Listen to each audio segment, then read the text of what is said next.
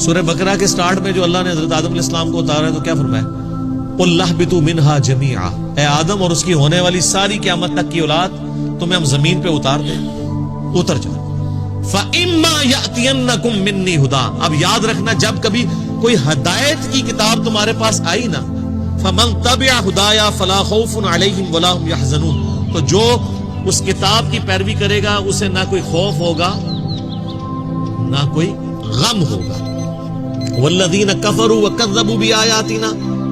اور جو لوگ ہماری آیات کا کفر کریں گے اور اس کا انکار کریں گے اور اس کو جھٹلا دیں گے، اولئک اصحاب النار ہم فیہا خالدون، ایسے ہوں گے دوزخی اور رہیں گے اس میں ہمیشہ ہمیشہ۔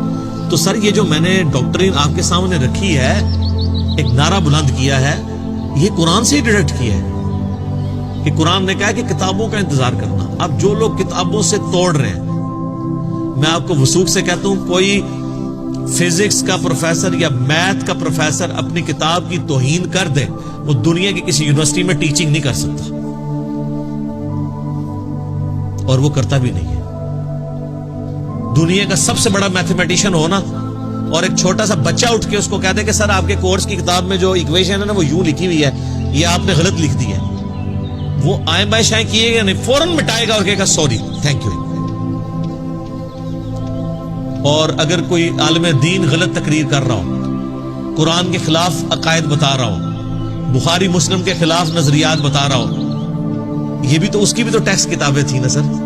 یہ کوئی انگریزوں نے تو نہیں کتابیں لکھی، یہ علیحدہ بات ہے کہ آپ کے بزرگوں نے چھاپی نہیں، ان کو توفیق نہیں ہوئی، انگریزوں کے پرنٹنگ پریس میں چھپی ہوئی ہے، ان پہ ہوتا تو آج بخاری آپ کے ہاتھ میں بھی نہ ہوتی۔ کتنے کاتب بھرتی کرتے، یہ بھی صدقہ جاریہ ان کے لیے ہی ہے، اگر زندہ ہے تو اللہ اس کے بدلے ان کو ایمان کی دولت دے، مرے ہووں کے لیے تو دعا نہیں کر سکتے۔ تو سر مولوی کے سامنے آپ کوئی بتائیں کہ سر یہ جو آپ نے بتایا قرآن میں تو یہ لکھا ہوا ہے، وہ کیا کہے گا؟ تھینک یو کہے گا، پھینک دیو، چپ کے باہر سٹو انو،